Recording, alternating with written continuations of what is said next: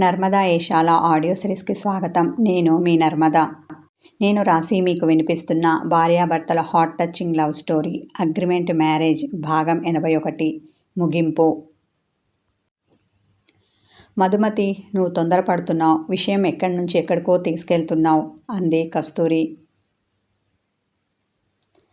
వీళ్ళ వాదులాటని మౌనంగా వింటూ చూస్తూ ఏమీ మాట్లాడకుండా బొమ్మలా కూర్చొని ఉన్నారు మిగతా వాళ్ళు.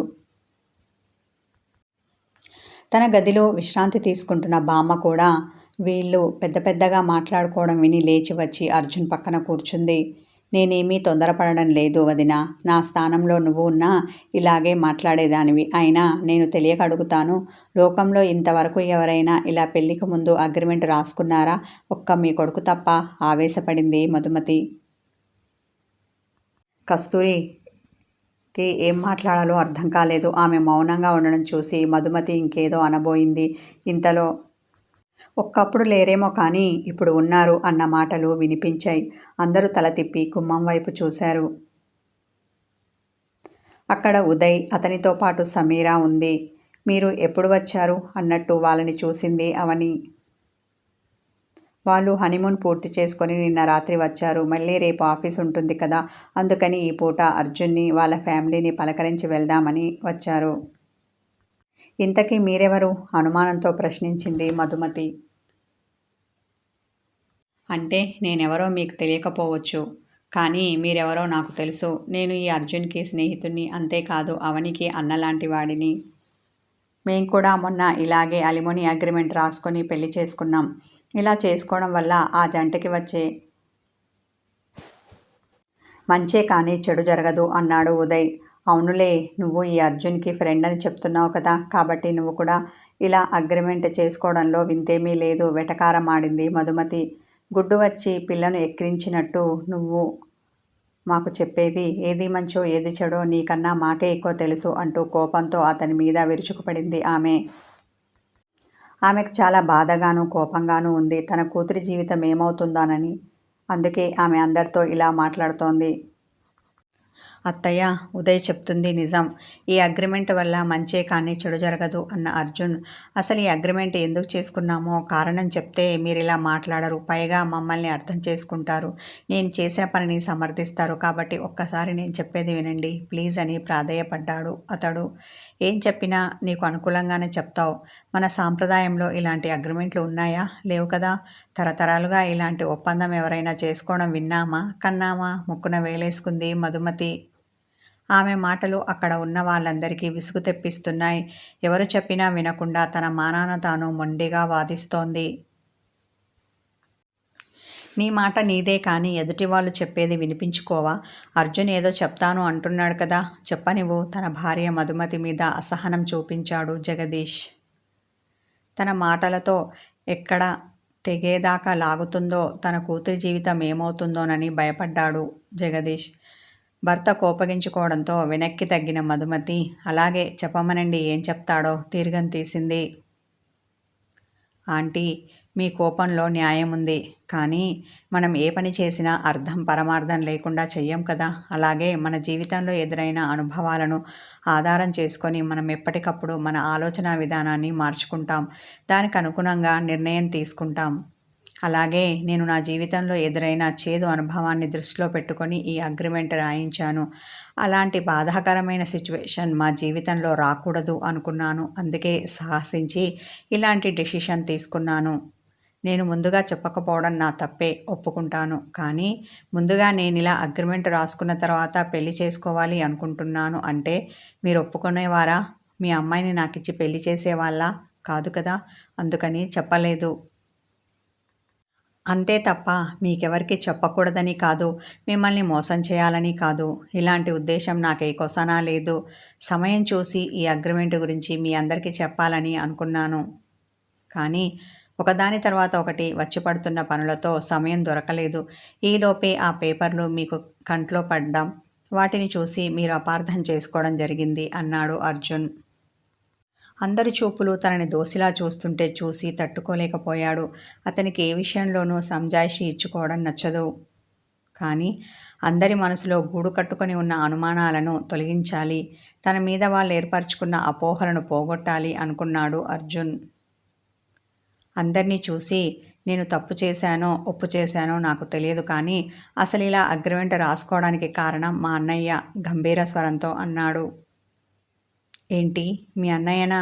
అదిరిపడ్డాడు అమరేంద్ర. రఘురాం మరణం తన కొడుకు ఇలాంటి నిర్ణయం తీసుకోవడానికి కారణమవుతుందని అతడు ఊహించలేదు. అవునని తల పంకించాడు అర్జున్. నీకు అన్నా తమ్ముళ్ళు లేరు కదా, మరి ఈయనెవరు? అనుమానంతో అడిగాడు జగదీష్. మీరన్నది నిజమే, నాకు ఓన్ బ్రదర్స్ లేరు, కానీ కజిన్ ఉన్నాడు. తను నాకు సొంత అన్నయ్య కన్నా ఎక్కువ అని భారంగా శ్వాస తీసుకొని వదిలాడు.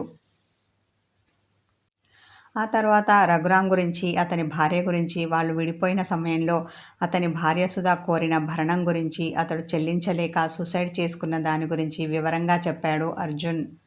అవునా, ఇలా జరిగిందా అని బోలెడంత ఆశ్చర్యపోయారు మధుమతి, జగదీష్లు. వాళ్ళకి ఈ విషయం జీర్ణం చేసుకోవడానికి చాలా సమయం పట్టింది. ఇదంతా నిజమేనా వదినా? నమ్మశక్యం కాక అడిగింది మధుమతి. అవును, ఇలాంటి విషయాలు ఎవరైనా అబద్ధం చెప్తారా? చెప్పరు కదా. అంతేకాదు, ఈ బాధ నుండి అర్జున్ కోలుకోవడానికి చాలా సమయం పట్టింది. అందుకని వాడు ఇలాంటి నిర్ణయం తీసుకొని ఉంటాడు. తన కొడుకు తరపున మాట్లాడింది కస్తూరి. అవునమ్మా, అర్జున్ చెప్పిందంతా నిజం. ఇప్పటికైనా నువ్వు కోపాన్ని తగ్గించుకో. నన్ను నా భర్తతో కాపురం చేసుకోనివ్వు. నువ్వు మా వారి మీద ఏవేవో అపోహలు పెంచుకొని మమ్మల్ని విడదీయాలని చూడకు. పెళ్ళయ్యాక ఆయన నాకు అన్ని విషయాలు వివరంగా చెప్పారు. నేను అర్థం చేసుకున్నాను. అందుకని అర్జున్తో కలిసి జీవించాలి అనుకుంటున్నాను అన్నది అవని. మధుమతి మనసు కరగగా ఆమె ఆలోచనలో పడింది. అది పసిగట్టిన అవని, అమ్మా, ఇవి కేవలం అగ్రిమెంట్ పేపర్లు. అవి పేపర్లలాగానే బీరువాలో పడి ఉంటాయి. కానీ వాటిని యూజ్ చేసుకునే అవసరం మాకెప్పుడు రానివ్వను. ఏ పరిస్థితుల్లోనూ మేమిద్దరం విడిపోవాలి అనుకోవడం లేదు. కాబట్టి నువ్వు ఎలాంటి భయాలు పెట్టుకోకు. నేను అర్జున్తో చాలా సంతోషంగా ఉన్నాను. నా సంతోషాన్ని నాకు దూరం చెయ్యకు ప్లీజ్ అమ్మా.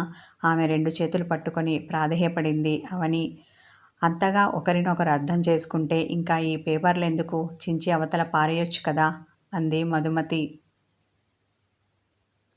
నిజమే ఆంటీ, చించి అవతల పారేయొచ్చు, కానీ మనం మనుషులం. ఎప్పుడు మన మనసు ఎటువైపు మొగ్గు చూపుతుందో తెలియదు. ఎలాంటి విషయాలకు ఎక్కువ స్పందిస్తామో తెలియదు.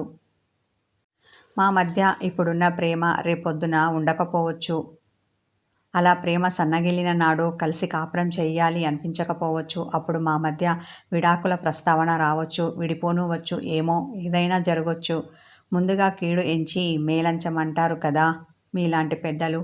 అలా ముందు చూపుతో రాసుకున్నదే ఈ అలిముని అగ్రిమెంట్. దీన్ని నేను ఎట్టి పరిస్థితుల్లోనూ క్యాన్సల్ చేసుకోను. ఈ విషయంలో నా నిర్ణయం మారదు. మమేకమైన మా మనసులు ఎల్లకాలం ఇలాగే ఉంటే వీటి అవసరం మాకు రాదు. ఒకవేళ వస్తే మాత్రం వీటి అవసరం మాకెంతో ఉంది. అందుకని ఈ అగ్రిమెంట్ రద్దు చేసుకునే ప్రసక్తి లేదు. తన మనసులోని మాటను కుండ బద్దలు కొట్టినట్టుగా చెప్పేశాడు అర్జున్. ఈ విషయంలో అతని పట్టుదలను చూసి నివ్వెరపోయారు జగదీష్, అమరేంద్రలు. అవని, నీ నిర్ణయం కూడా ఇదేనా? కించెత్తు బాధతో తన కూతుర్ని చూశాడు జగదీష్. అవును నాన్న, అర్జున్ చెప్పిందే నేను చెప్తాను. ఆయన నిర్ణయమే నా నిర్ణయం. కాకపోతే ఇంకో విషయం కూడా చెప్తాను. ఎట్టి పరిస్థితుల్లోనూ మా కాపురాన్ని విడాకుల బలిపీఠం మీదికి తీసుకురాను. సాధ్యమైనంత వరకు సర్దుకుపోవడానికి ప్రయత్నిస్తాను. అలా సర్దుకుపోవడం ఇక నా వల్ల కాదు అనుకున్నప్పుడు ఖచ్చితంగా ఈ విషయం ముందుగా మీకు చెప్తాను. అప్పుడు మీ అభిప్రాయాలకు విలువ ఇస్తాను. ఇప్పుడు మాత్రం కాదు అంది ఆమె. పిల్లలు ఇలాంటి నిర్ణయం తీసుకోవడానికి కారణమేమిటో వివరంగా చెప్పారు కదా. అయినా కానీ మనం మొండి పట్టుదలతో వాళ్ళు రాసుకున్న అగ్రిమెంట్ క్యాన్సిల్ చేసుకోమని చెప్పడం కరెక్ట్ కాదు. ఈ కాలపు పిల్లల ఆలోచనలు, అభిప్రాయాలు ప్రస్తుత సమాజంలో వస్తున్న మార్పులకు అనుగుణంగా ఉంటున్నాయి. వాటిని మనం అర్థం చేసుకోవాలి. వాటికి ఆమోదం తెలపాలి. అంతే తప్ప తను పట్టుకున్న కుందేలుకి 3 కాళ్ళు అన్నట్టుగా మాట్లాడడం సరికాదు. అంతవరకు మౌనంగా కూర్చున్న భామ అన్నది. అత్తయ్య, మీరు వద్దని చెప్పాల్సింది పోయి అర్జున్ చేసిన పనిని సమర్థిస్తున్నారా? ఆశ్చర్యంతో అన్నది కస్తూరి. అవును, పెద్దమ్మ, మీరు మీ మనవణ్ణి వెనకేసుకొని రావడం ఏమీ బాగోలేదు కినుకు వహించింది మధుమతి. ఇక్కడ అర్జున్ నా మనవడని ఇలా చెప్పడం లేదు. సమాజంలో వస్తున్న మార్పులకు అనుగుణంగా మనం కూడా మారాల్సిన అవసరం ఉందని చెప్తున్నాను. నిజానికి మా కాలంలో ఇలా విడాకులనేవి ఉండేది కాదు. ఎన్ని కష్టాలు వచ్చినా భర్తతోనూ అత్తింటి వారితోనూ సర్దుకుపోయే వాళ్ళం. పైగా తమ బాధని నోరు విప్పి పుట్టింటి వాళ్ళకు కూడా చెప్పుకునే వాళ్ళం కాదు. మాకు ఉన్నంత ఓపిక, సహనం మా తర్వాతి తరం వాళ్ళకి లేకుండా పోయింది. అత్తింటి ఆరళ్ళు ఎక్కువ అవ్వడంతో సదరు భార్యలు తట్టుకోలేక కోర్టు మెట్లు ఎక్కారు. దాంతో విడాకుల చట్టం వచ్చింది. అలా విడిపోయిన భార్య ఎలా బ్రతుకుతుంది? అసలే పెద్దగా చదువు లేదు, పైగా ఉద్యోగం లేదు అన్న సానుభూతితో విడాకులు తీసుకున్న తర్వాత ఆ మహిళ జీవనం సజావుగా సాగిపోవాలి అన్న ఆలోచనతో ఇలా భరణం ఇప్పించడం మొదలుపెట్టారు. ఇవన్నీ పూర్వకాలంలో లేవు కదా, కానుగుణంగా వచ్చిన మార్పులు. అలాగే ఇది కూడా అనుకోవచ్చు కదా. అలా అనుకుంటే ఏ గొడవ లేదు అంది సుగుణమ్మ. బామ్మ, నువ్వు ఆ కాలం దానివైనా ఎంత బాగా చెప్పావు అని ఆమె చుట్టూ చేతులు అల్లేసి సైడ్ హగ్ ఇచ్చాడు అర్జున్. నేను మీలాగా చదువుకోలేదురా, కానీ నా చుట్టూ ఉన్న సమాజాన్ని, ఆ సమాజంలో వస్తున్న మార్పుల్ని ఎప్పటికప్పుడు గమనిస్తూనే ఉన్నాను. తద్వారా ఎన్నో విషయాలు తెలుసుకున్నాను అని ఆమె అర్జున్ బుగ్గలు పునికింది.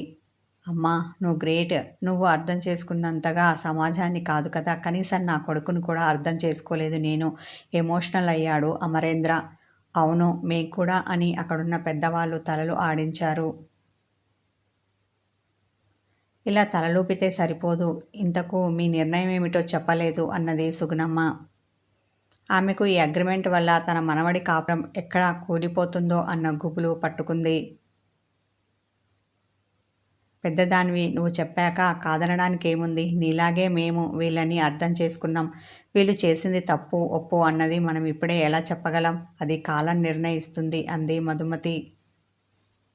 ఆమె అలా అనేసరికి అక్కడ ఉన్న వాళ్ళందరి మనసులు తేలికపడ్డాయి. ఇక మేము వెళ్ళి వస్తాం బావగారు అని లేచి నిలబడ్డాడు జగదీష్. అదేంటి బావగారు, ఇంటికి వచ్చి భోంచేయకుండా వెళ్తాను అంటున్నారు? పైగా లంచ్ టైం అయింది, తినేసి వెళ్ళండి అని భోజనానికి లేవదీశాడు అమరేంద్ర. ఇంతవరకు వాదులాడుకున్న విషయాలని పక్కన పెట్టేసి అందరూ ఆప్యాయంగా కలిసిపోయారు. వేరే విషయాలు మాట్లాడుకుంటూ సరదాగా భోజనం చేశారు. ఇక వెళ్ళి వస్తామని చెప్పి జగదీష్ మధుమతిని తీసుకొని బయలుదేరగా అర్జున్ రేపు ఆఫీస్లో కలుస్తాను అని ఉదయ్ సమీరాను తీసుకొని తన ఇంటికి బయలుదేరాడు. అవని, అర్జున్ తమ గదికి వచ్చారు. వాళ్ళిద్దరూ ఏమీ మాట్లాడుకోలేదు, కానీ వాళ్ళ కళ్ళు మాట్లాడుకున్నాయి. మేము ఎప్పటికీ విడిపోము అన్న దృఢ సంకల్పం వాళ్ళ కళ్ళల్లో కనిపించింది.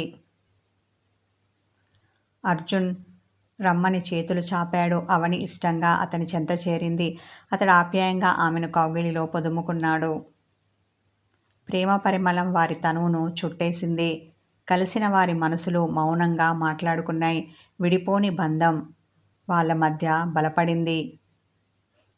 అలాగే వాళ్ళు జీవితాంతం ఒకరినొకరు అర్థం చేసుకుంటూ అన్యోన్యంగా కాపురం చేయాలని, వారు రాసుకున్న అలిమినీ అగ్రిమెంట్ ఉపయోగించుకునే రోజు ఎప్పటికీ రాకూడదని ఆశిద్దాం. శుభం. ఇన్ని రోజులు ఆడియోను విని కామెంట్ చేసిన వాళ్ళందరికీ థ్యాంక్ యూ. అలాగే నెక్స్ట్